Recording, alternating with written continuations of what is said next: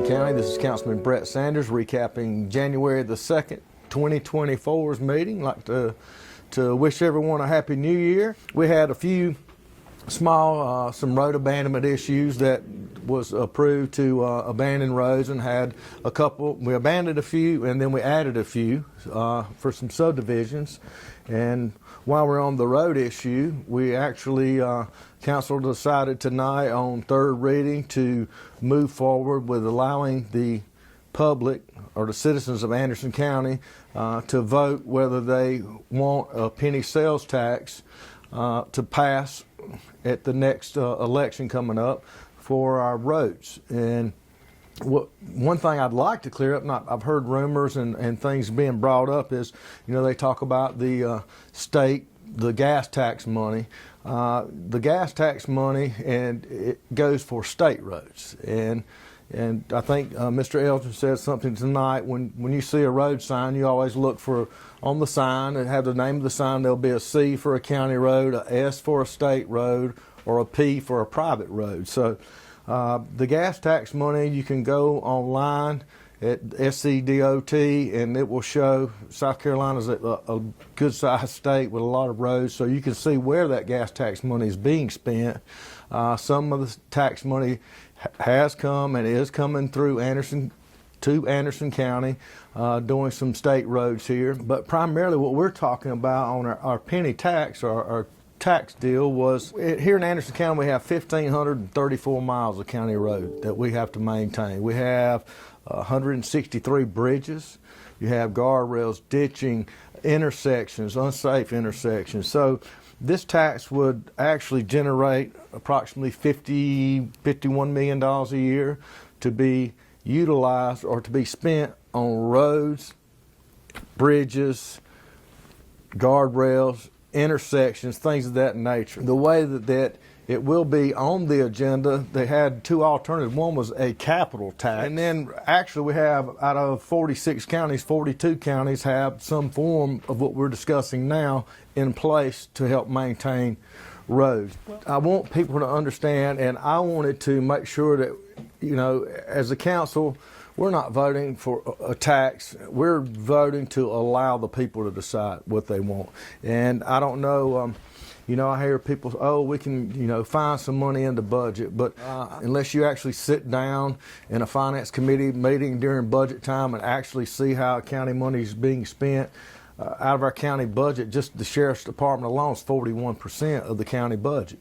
And with the excess amount of county roads that we have, on top of all the other services we provide, I do not, and I don't see how the county can pave roads. And you're chairman of the finance committee. I'm chairman of the finance committee, and I welcome anyone to come in. Our meetings are published. They're open to the public to come in. Anyone that wants a copy of our budget, we're more than happy to share that. The other thing is, we've looked at, and council looked into a road fee or a vehicle fee.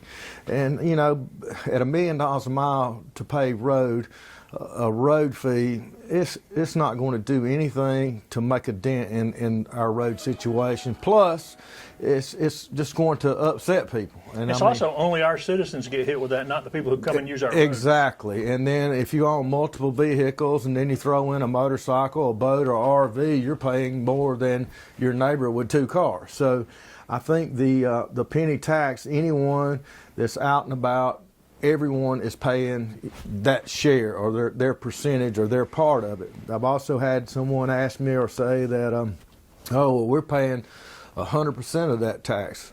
Actually, studies shown, and I think the studies were in Anderson County, our studies were actually higher, 30 to 35% of the money generated is from out of county and out of state users. I'd rather know that I was paying 100% on $70 or $65 than 100% of $100. So the other option they had, people keep saying, our taxes have gone up.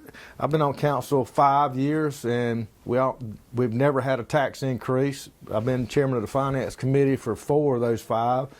No tax increase has ever been voted on. We actually had a millage decrease.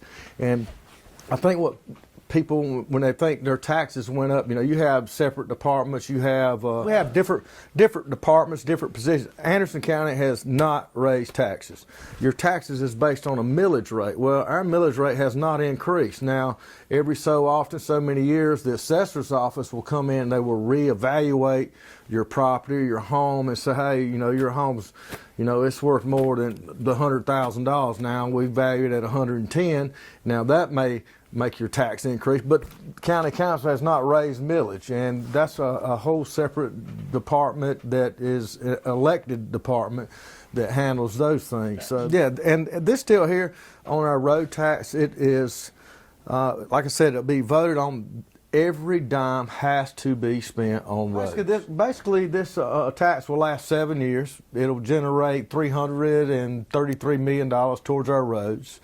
Our roads are categorized from A being a newly paved, top of the line, best road, safe, all safety issues addressed, to D being the worst possible road. And I know a lot of people, you'll see some paving going on, you're like, man, there's the roads a lot worse than this being paved. Well, the reason being is if you have $1 million to pave, you want to pave that B and C road because you can get a little further out with the paving. And if you take a D road, you're liable to, that has to have new gravel, everything be dug up, everything redone. So basically now, instead of getting a mile of road paved, we're getting a quarter of a mile paved. So in order to keep our good roads from falling into that category, costing the taxpayers more money, the county's sort of in catch-up mode and trying to just maintain what we have. And there's the study so far, the initial things, 380 miles of county roads that are either poor or failing already.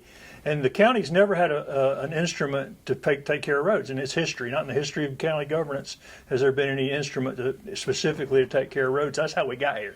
Exactly, and there is a great article, I think, Greg, I think you actually wrote it, in the Anderson Observer, and it actually, which I read, it goes back to prior to Home Rule days, and it really breaks down and shows the process and how we are where we are today. And I think, our roads is actually the county's #1 asset, and we have to protect that asset. You can't raise taxes or millage high enough to fix the problem. And, a lot of people, like I said earlier, complain about taxes, but, South Carolina has some of the lowest taxes in the United States. And that's why when you drive down the road, you see all these out-of-state tax from people moving into our county. As they move in, it puts a larger stress on our roads. You have all the industry and jobs that we've been creating through economic development.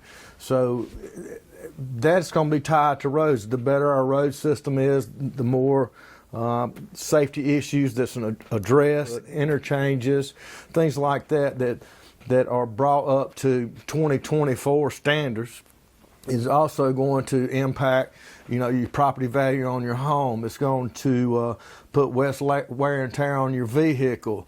It's going to be safer for your son or daughter or grandchildren out driving on some back road in the middle of the night without guardrails, or, our bridge systems. I mean, it is a substantial amount of money. And this tax, or penny tax, my concern was if it is something we give to the voters, I wanted to make 100% sure that every dime is spent on our roads. And it's set up that way to protect them. It's audited once a year from an outside audit.